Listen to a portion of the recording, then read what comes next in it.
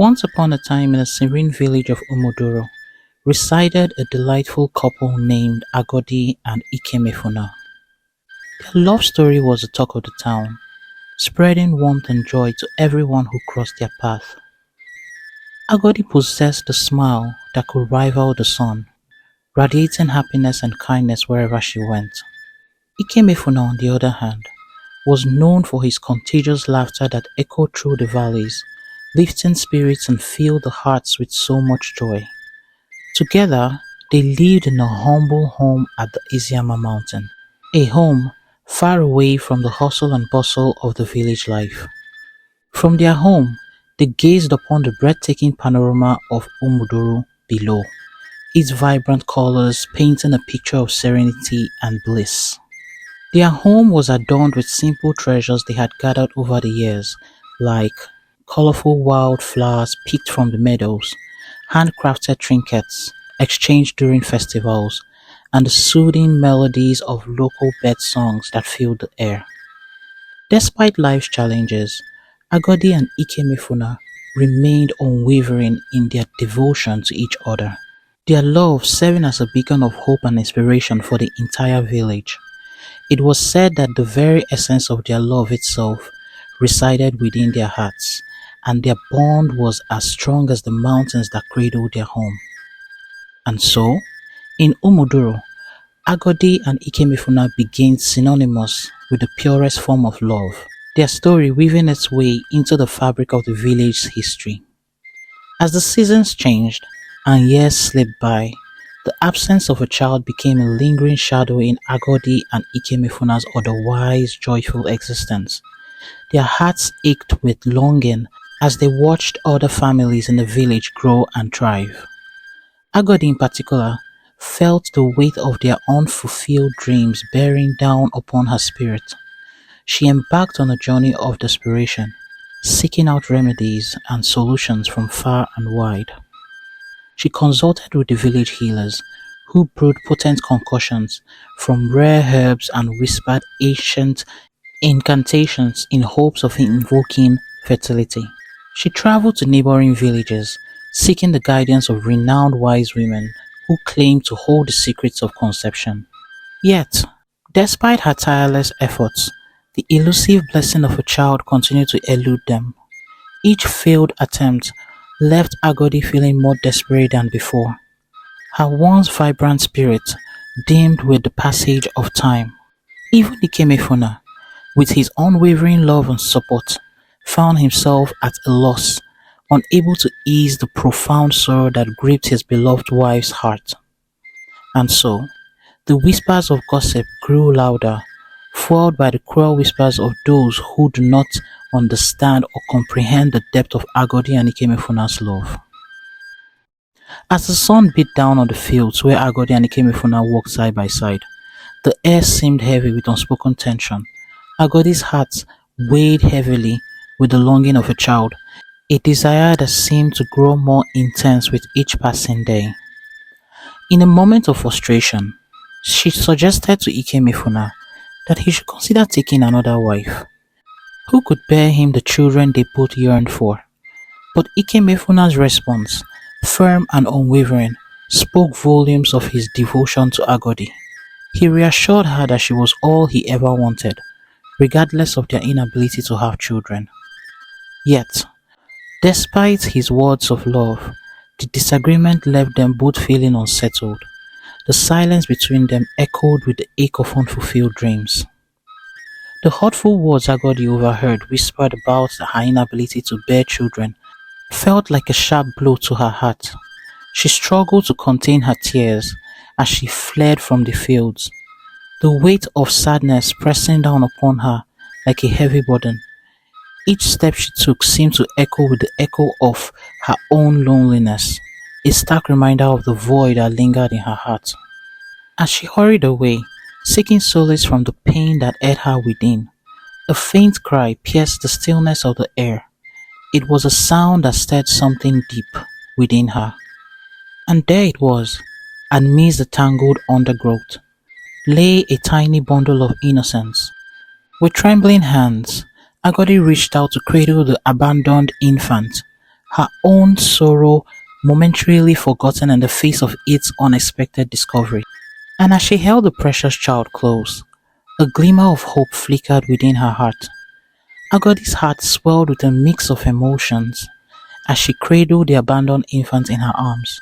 She couldn't fathom who would leave such a precious child alone in the forest.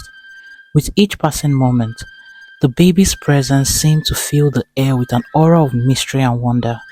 His enchanting blue eyes sparkled with innocence, drawing Agodi into their depths with an irresistible charm.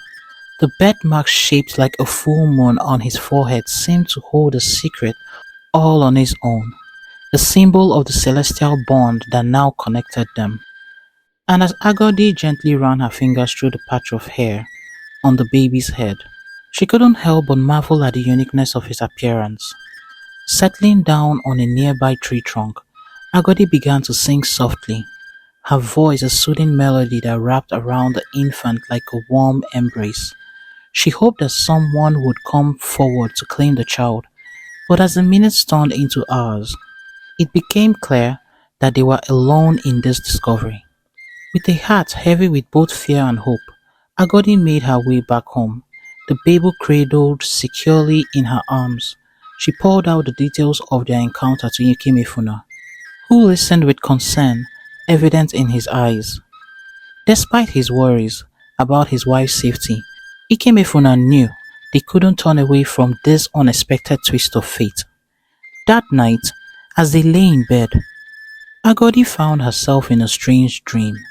An old woman with eyes as blue as the sky appeared before her, her voice a gentle whisper in the darkness. Take care of this child, the woman urged.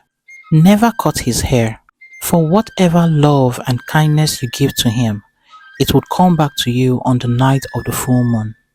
Agodi's mind buzzed with questions, eager to unravel the mysteries of the dream, but the old woman simply smiled and vanished.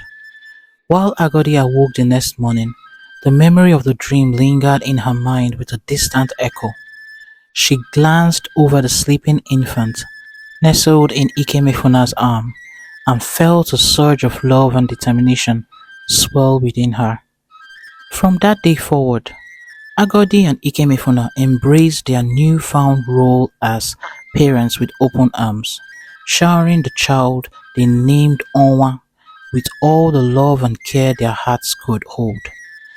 And as they watched him grow, they couldn't shake the feeling that their lives had been forever changed by the arrival of this special little boy, destined to illuminate their world like the radiant glow of the full moon. As the old woman's prophecy unfolded, the night of the full moon brought a wondrous transformation to Agodi and Ikemefuna's humble abode. Gold and jewels gleamed like celestial treasures, adorning every nook and cranny with a splendor that was beyond imagination. In addition to their newfound wealth, the greatest gift of all awaited Agodi, the unexpected news of her pregnancy.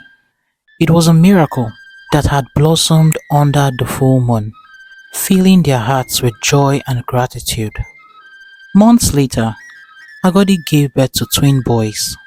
Their arrival began a new chapter of happiness and abundance in their lives. As the years passed, Owen formed a deep bond with his twin brothers, their connection as strong as the roots of the ancient trees in their village. From the moment they entered the world, they were inseparable, their laughter echoing through the air with a joyful chorus of bird songs. Together, they explored the world around them with a sense of wonder and curiosity. Onwa, with his bearing and braided patch of hair, led the way, his presence commanding respect and admiration wherever he went. His strength and determination, while like no man born of a woman, he took on the responsibility of tending to the family's farm with a vigor that seemed to surpass that of men twice his size. His talents extended far beyond the fields of their village. With a keen eye for detail, he discovered a hidden talent for basket making. Each basket he crafted was a work of art, adorned with intricate designs that spoke of his skill and creativity. And to everyone's amazement, he returned home from each trip to the market with a bounty of sold out baskets, his reputation as a hard-working farmer and talented craftsman spreading far and wide. As Onwa's brothers watched in awe, they couldn't help but admire the strength and determination that flowed through his veins. Together, they faced their life's challenges with unwavering courage and resilience, their bond as unbreakable as the ties that bound them together as family. And as they stood side by side, gazing out into the horizon, they knew that their journey was just beginning, filled with endless possibilities and the promise of a future as bright as the full moon that had blessed their lives as abundantly. As the years passed, Agodi's heart grew heavy with jealousy and insecurity, festering like a poisonous vine within her soul. Whenever Ikemefuna spoke on Onwa as his heir, Agodi's once warm gaze turned cold with envy, her words dripping with bitterness. She couldn't shake the feeling of inadequacy. My husband, I hope to the heavens you haven't forgotten. He's not really our son. Aren't you disturbed in any way that our twin boys live in Onwa's shadow? He's a child of the forest, a gift from powers we can't understand. Agodi would often remind Ikemefuna, her voice laced with venomous undertones. Despite Ikemefuna's reassurance, Agodi's resentment only seemed to deepen with time. One day, in a moment of desperation fueled by her envy, Agodi dared to suggest a cruel plan to rid themselves of Onwa. Ikem, we have our own children now, and we're wealthy. We don't need Onwa anymore. We could return him back before the next full moon, she proposed, her words cutting through the air like a sharp blade. But Ikem, unwavering his love for Onwa, silenced her firmly, refusing to entertain such a heartless idea. How dare you, Agodi, speak of my son in such a manner? He may not share the same blood with me, but he's my son in every way that matters. He's brought light into our lives, he declared. Agodi, you may not have noticed, I am 85 years old, but I still look in my mid-40s, just like you. Onwa is my heir, and this is the last time we're ever going to speak on this, Ikemefuna would sternly remind her. Despite the wealth and blessing that poured upon their family, Agodi's bitterness towards Onwa only festered, poisoning every interaction they shared.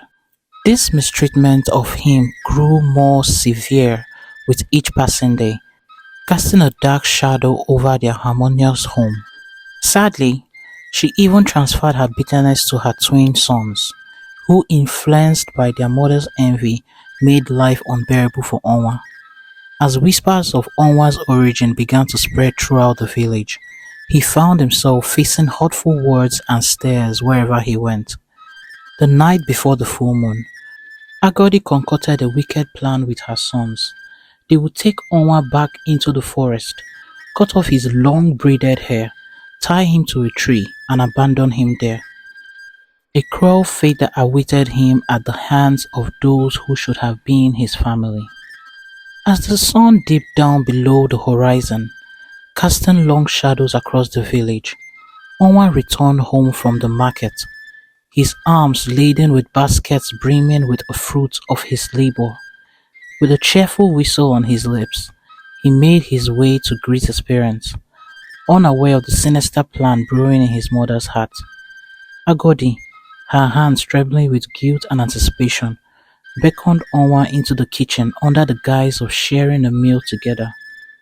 With practiced care, she prepared a feast fit for a king, secretly lacing the food with poison, in a desperate attempt to weaken him for her sons to carry out their plan. But as Onwa's eyes lit up at the sight of the delicious spread laid out before him, Agodi couldn't help but feel a twinge of remorse. His gratitude and appreciation were palpable, his infectious smile melting away the icy walls of resentment that had clouded her vision for so long. With a tender embrace, Onwa thanked his mother for the meal, his words of praise filling the room with warmth and light. Agodi's eyes welled with tears as she watched her son disappear into his hut, the sound of his joyous singing echoing through the night air. As she lay down to rest, Agodi's mind swelled with conflicting emotions, torn between the love she felt for her son and the jealousy she had in her soul. Onwa's words of appreciation echoed in her ears, a reminder of the bond they shared, despite the shadows of betrayal that lingered between them. And as sleep claimed her weary mind, Agodi's dreams were haunted by the spectre of regret, her heart heavy with the weight of what could have been, if only she had chosen love over envy. In the dead of the night, Obinna and Obunna, the twin boys, stirred from their slumber, their hearts heavy with the weight of their mother's whispered instructions. With desperation, they crept past their mother who was fast asleep, seated vigilantly in front of Onwan's hut.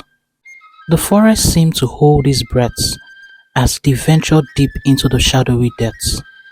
Together, they bore Onwa on their backs, their presence weighing upon them like an anchor dragging them into the depths of despair.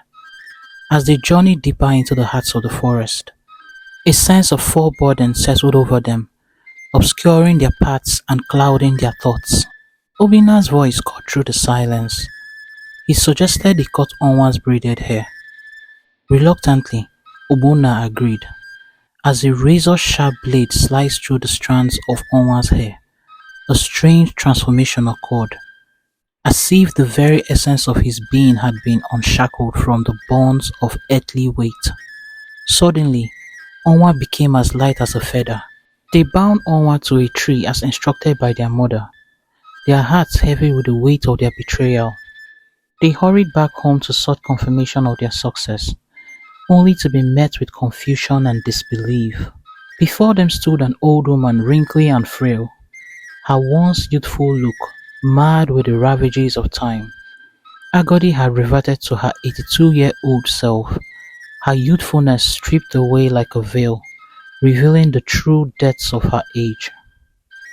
Horrified, they rushed into the house, their hearts pounding with fear and uncertainty, only to be met with the chilling sight of their father's lifeless form lying still on the bed. Their riches had vanished like smoke in the wind, leaving behind only the stench of death and decay. Agodi collapsed to the floor, her anguished cries piercing the stillness of the night as she begged the gods for mercy, her pleas falling upon deaf ears. In her desperation, Agodi cursed her sons. She demanded they retrieve Onwa from the forest. As the twins ventured back into the forest, their hearts heavy with dread, they stumbled upon a scene that defied all logic and reason. Before them stood a young version of their mother, her face filled with wonder and awe as she gazed upon Onwa for the first time. The moonlight cast a soft glow upon the scene, illuminating the tender moment shared between mother and son. But as the brothers watched in disbelief, they felt themselves fading from existence, their forms dissolving like mist in the morning sun, making room for the next cycle of their tragic tale. This strange phenomenon gave a hint of a deeper truth hidden within the fabric of their reality. Each loop, each repetition of their story offered a chance of redemption, a glimmer of hope amidst the darkness of their despair. For as long as Agodi's jealousy remained unresolved, the cycle would continue, an endless spiral of regret and longing.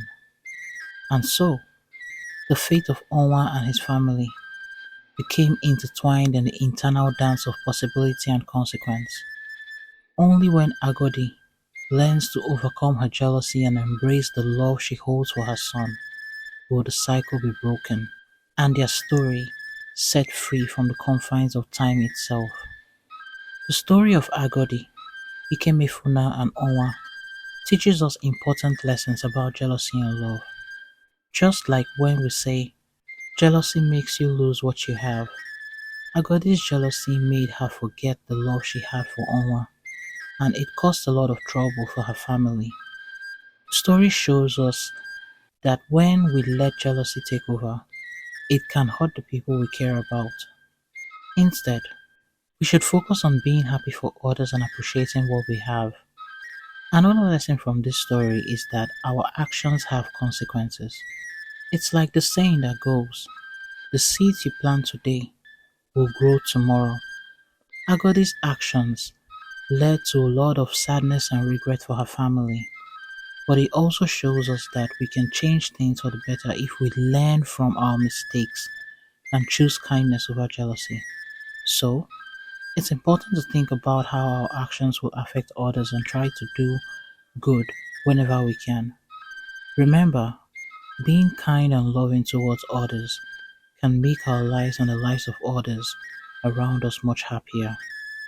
If this story resonated with you, please don't forget to comment on what you learned and what you would have done differently. Don't forget to like, share, and subscribe. Until next time, bye!